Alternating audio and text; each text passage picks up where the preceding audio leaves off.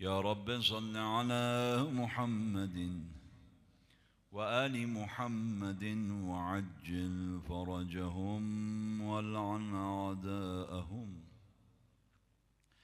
أجمعين. اللهم كن لوليك الحجة ابن الحسن صلواتك عليه وعلى آبائه في هذه الساعة وفي كل ساعة وليا وحافظا وقائدا وناصرا ودليلا وعينا حتى تسكنه أرضك طوعا وتمتع فيها طويلا.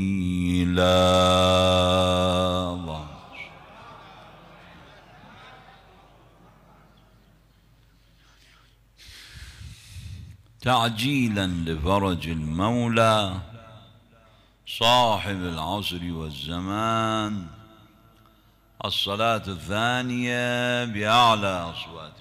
اللهم صل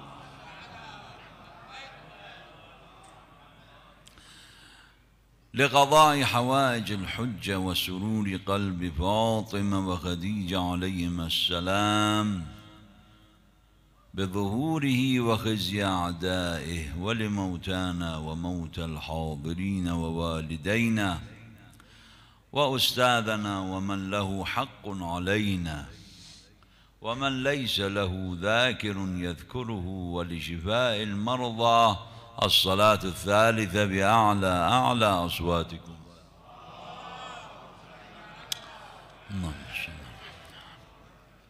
جاء رجل من الأنصار إلى رسول الله يصحب زوجته، فقال: يا رسول الله، هذه امرأتي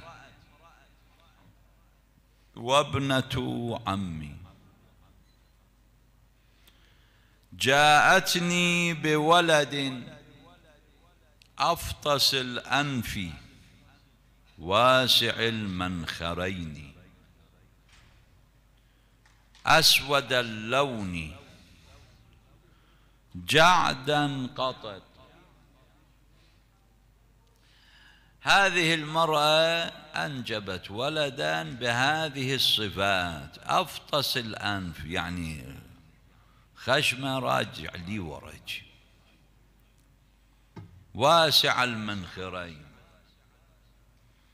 المنخر منافذ الأنف، واسع المنخرين، جعد قطط يعني شعر راسه مجعد، وأسود اللون. وإحنا ماكو أحد في قبيلتنا بهذا الشكل، يعني في الواقع شك في زوجته، ارتاب في أمرها. فقال رسول الله للمرأة: فما تقولين؟ أنت شنو كلامك؟ قالت: يا رسول الله، والذي بعثك بالحق نبيا، ما أقعدت مقعده أحدا منذ ملكني قط، يعني ما صدرت مني خيانة بالنسبة إليه، أنا امرأة متعففة وعفيفة. هسا نشوف ونلاحظ كلام رسول الله في حل هذه المعضلة.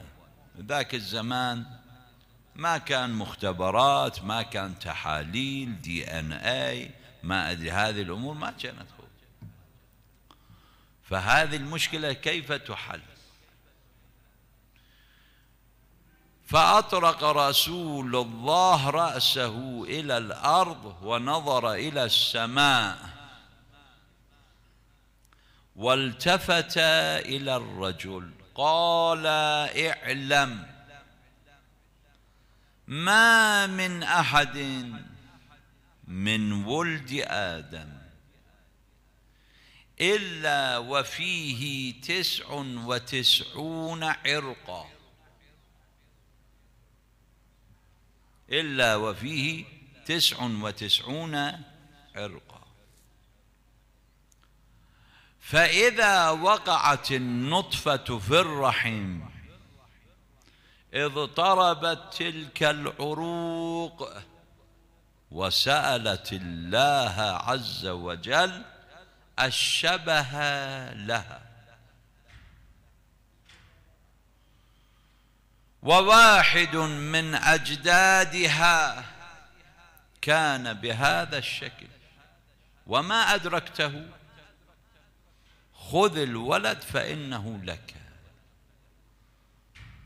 قالت المرأة: يا رسول الله فرجت عني. فرج الله عنك. هذه الرواية ينقلها أصحاب الروايات في المجامع الحديثية مثل الوسائل والمستدرك. هذه الرواية تدل على شنو؟ بأنه المرأة تنقل الصفات الظاهرية من آبائها وأجدادها، الصفات الظاهرية اللي احنا في هذا المدارس الإعدادية والمتوسطة نعبر عن العروق بالجينات. سامعين؟ يقول الجين. وبالتعبير العلمي الدارج يقولوا له هذه الجينات الكروموزومات، ولكن الجينات والكروموزومات كلاهما تعبير غير عربي. التعبير العربي هو العرق. العرق يعني هذه الجينات والكروموزومات. هذه الكروموزومات ناقلة للصفات وللشكل والشمائل من الآباء إلى الأبناء عن طريق الأم. عن طريق الأم. السؤال هنا هل هذه الكروموزومات الجينات العروق بالتعبير الأصح تنقل الصفات الظاهرية فحسب أم لا؟ الصفات الأخلاقية هم معها؟ الجواب: تنقل الصفات الأخلاقية أيضا. يعني ماكو صفات في الآباء والأمهات تنتقل عن طريق الأم إلى ولدها، مثلا صفة الشجاعة، صفة الكرم، حتى صفة التقوى. حتى صفة التقوى هاي صفة. إن أكرمكم عند الله أتقاكم. كيف وبأي دليل؟ في معركة جمل محمد بن الحنفية رضوان الله عليه عندما تقاعد عن الهجوم على القوم رأى وابل السهام تأتي، قال له أبوه أمير المؤمنين: احمل. قال: يا أبا اصبر حتى هذه وابل السهام يخف. فوضع يده على صدره، قال: تأخر، لقد أدركك عرق من أمك. أنت أصابك شنو؟ عرق، حالة وراثية من طريق أمك. هذا الجبن والخوف انتقل عن طريق أمك إليك. طبعا هنا اكو فد نكتة ولو خارج البحث، هذا ما يدل على أن الإنسان إذا كان عنده صفات رذيلة يخليها بركبة الجينات. يقول السيد الخلخالي قال هاي الجينات، والله أنا أمي بخيلة فأنا بخيل، جدي كان بخيل الله يرحمه ورحمة الله عليه، احنا طلعنا بخلاء. ها يوم القيامة اكو واحد هيك يجاوب يجيب ربه؟ اكو؟ لا. ليش؟ جاء رجل إلى الإمام الصادق، صادق آل محمد صلى الله عليه وسلم، قال له يا ابن رسول الله، أخويا عنده أخلاق طيبة من طفولته، أخلاقه دمثة، يضحك، هشوش بشوش متبسم، ولكن أنا شو أسوي؟ أخلاقي دنيئة، عصبي، ما أتحمل، ولكن قاعد أجاهد روحي حتى أصير مثل أخويا. أنا شنو أنا يعني؟ أنا مقامي. قال أنت أفضل من أخيك. قال له كيف؟ قال له أنت قاعد تجاهد نفسك، أنت عندك ثواب الجهاد يوم القيامة، والذين جاهدوا فينا لنهدي. جاهد نفسك التي بين جنبك. أنت راح يوم القيامة الله إذا تقول له يا بآني هاي الجينات، الخلخالي قالها على المنبر، الجينات هيك سوتنا مو بيدنا. الله تدري شو يقول لك؟ يقول لك عمي هاي خشمك الكبيرة شلون سويت لها عملية صغرتها؟ مو أجدادك كم كانوا خشومتهم كبار، شلون صغرتها وسويتها حلوة؟ وهاي عيونك هيك سويتها كانها عيون ما ادري شنو، هاي حواجبك هيك سويت، وشعرك زرعته، ها وكذا سويت. شاهدني شو الصفات الظاهرية غيرتهن يا عيني، اصرفت على روحك. كان ما رحت لك كم محاضرة تتعلم فد كم مسألة، تتعلم لك فد أشياء دينية، تفسير، روايات، تغير روحك ما يخالف. أدري بيك جينات ومن فدوى جيناتك كمان ابن الحلال. إذا هي هيك بغت هو الإمام الصادق، صادق آل محمد صلى الله عليه وسلم، قال إن لله مكارم إن لم تجدها فاسأل الله عز وجل. دعاء المكارم، مكارم الأخلاق شنو؟ اكو دعاءين في الصحيفة السجادية، هذني واظبوا عليهن اقروهن، دعاء المكارم ودعاء التعوذ من المذام، دعائين هذني دائما اقروهن، كل يوم صفحة صفحتين في القنوت، في قنوت الوتر، في السجود، احفظها واقراها.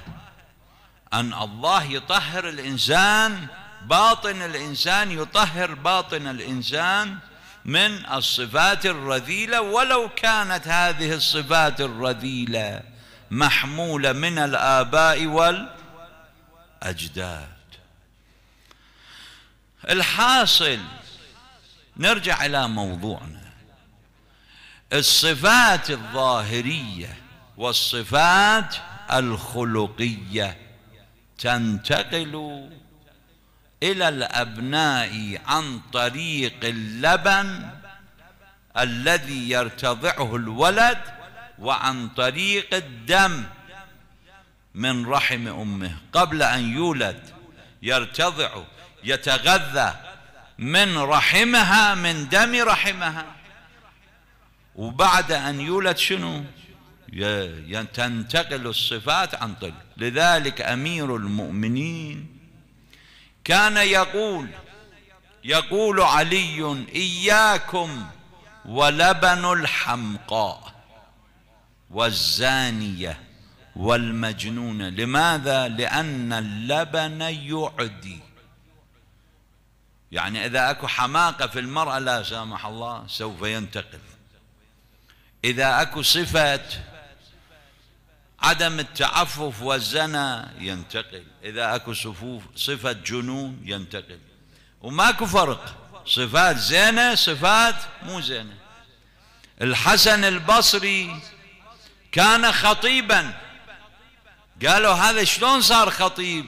قالوا بلبن أم سلمة، لأنه ارتضع من أم سلمة. أم سلمة كانت امرأة شنو؟ خطيبة قوية. الشيخ النوري رحمة الله عليه عندما أرادوا أن يعدموه من جابوه إلى حبل المشنقة، شافوا ابنه قاعد يصفق يهلهل أن أبوه يعدم. قالوا له هذا وليدك شو قاعد فرحان يريدون يعدموك؟ أكو واحد يفرح بموتة أبوه. قال هذا الولد ارتضع من جارتنا الناصبية. هذا الولد قد ارتضع من جارتنا الناصبية.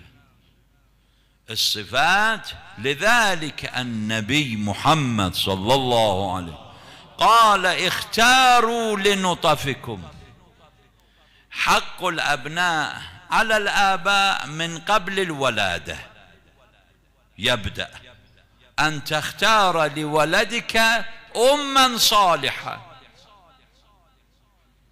تمام؟ هذا الحق يبدأ. اختاروا لنطفكم فإن الخال أحد الضجيعين، وإياكم وخضراء الدمن. قيل: وما خضراء الدمن؟ قال: المرأة الحسناء في منبت السوء. مرأة جميلة حلوة الإنسان يتعلق بها، ولكن هذه المرأة إذا صارت أم لأبنائك سوف تنقل الصفات من منبت السوء. التفكر بمستقبل أولادك لا سامح الله، لأنه تنقل الأم ناقلة للصفات. لذلك أمير المؤمنين قال لعقيل: يا عقيل اختر لي امرأة ولدتها الفحولة من العرب.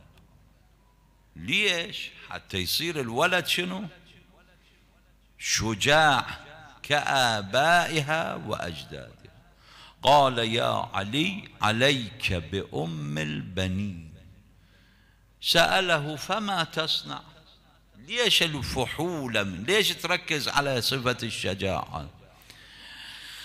قال: لتلد لي فارسا ينصر ولدي الحسين. تنقل الصفات. قال: عليك بأم البنين الكلابية الحميدية. هذه أم البنين. هسه لعله فد واحد يسأل يقول: يابا هذه بعدها ما متزوجة، شلون صارت أم البنين؟ يصير شبهة لحد اليوم. سألوني اتفاقا: يابا هاي أم البنين بعدها ما متزوجة شلون؟ هذه كنية جدتها. جدتها كانت تعرف بأم البنين لأن أبناءها كانوا 4 شجعان، فعرفت بأم البنين. فأعطيت فاطمة بنت حزام الكلابية هذه الكنية. قال: عليك بأم البنين الكلابية الحميدية. وفعلا هو عقيل خطبها لأمير المؤمنين من أبيها حزام. فتزوج أمير المؤمنين صلوات الله وسلامه عليه بهذه المرأة الصالحة التي ولدتها الفحولة من العرب، يعني شجعان العرب وأبطال العرب. فأنجبت لأمير المؤمنين 4 من الأبناء، اللي واحدهم وأشهرهم قمر العشيرة أبو الفضل العباس.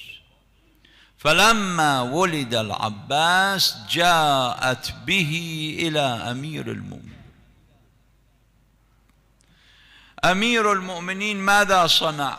حسر عن ذراعيه وأخرجه من القماط، أخرج يدي العباس من القماط، أخذ يقبلهما ويقلبها، يقبلها ويقلبها، يقبلها ويقلبها وهو يبكي تجري مدامعه. فنظرت أم البنين قالت: يا أبا الحسن، أفي ولدي شيء؟ قال: كلا، حاشا وكلا. قالت: إذن لم تبكي يا علي؟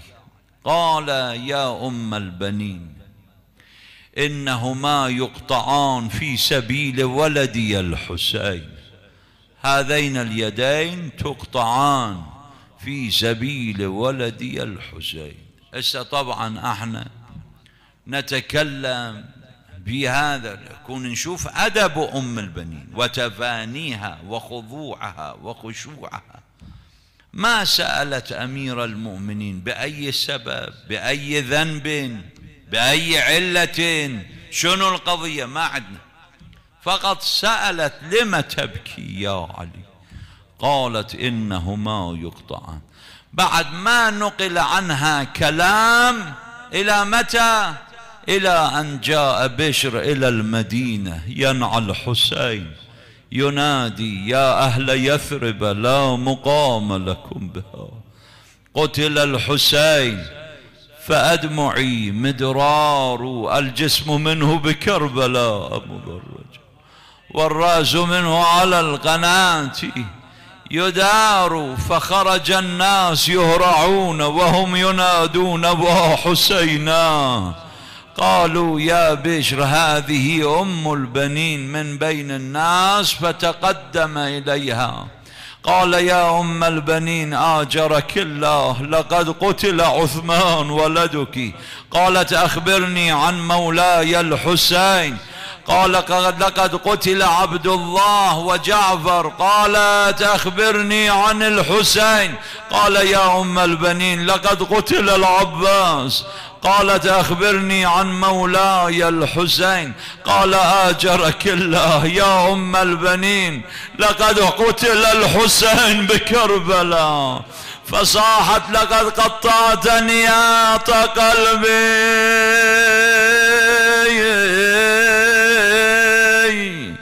الخضراء وما ظلت، والغبراء وما أقلت، فداء لمولاي الحسين.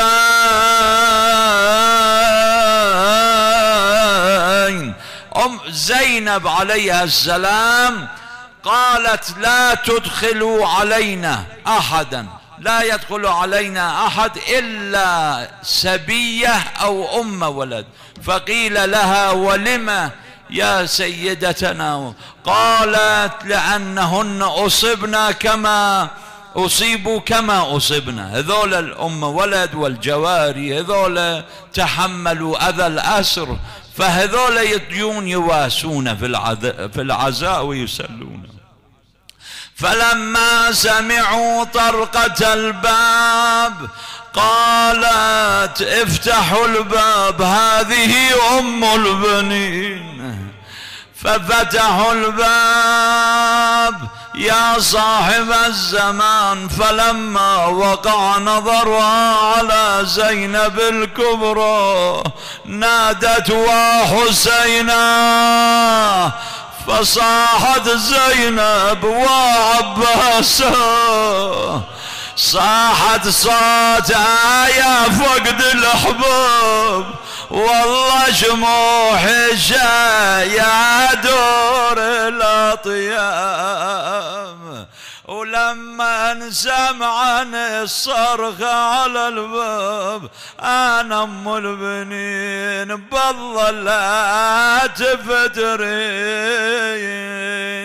كانت تندب ابنائها بأشجان ندبة، يبكي لها الصديق والعدو، وكانت تقول لا تدعوني ويك أم البنين، تذكريني بالليوث العرين. كانت بنونا لي أدعى بهم، واليوم أصبحت ولا من بنين. تنازع الخرصان أشلاءهم، فكلهم أمسى صريعا طعين أرباب العزاء. ما معنى هذا البيت؟ تنازع الخرصان، كان نزاع على بدن قمر العشيرة في كربلاء. لذلك المرحوم البحر العلوم السيد بحر العلوم عندما زار سرداب قبر أبي الفضل رأى قبرا صغيرا، قال إني سمعت أن عمي كان طويل القوم رفيعا، ما هذا القبر صغير؟ قالوا يا سيدنا إن القوم قطعوا رجلي العباس. تنازع الخرصان أشلاءهم، فكلهم أمسى صريعا طعين ولا مال. أنا ردتك لا رد الدنيا ولا مال تحضرني من يقع حملي، ولا مال لا مال يا ابني خابت ظنوني، ولا مال يا ابني وقت الضيج قطعت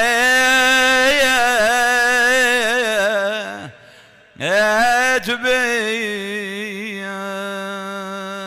اللهم صل على محمد وآل محمد. اللهم عجل لوليك الفرج والعافية واجعلنا خير أنصاره. اغفر لموتانا ووالدينا ولمن له حق علينا، ببركة الفاتحة مع الصلوات.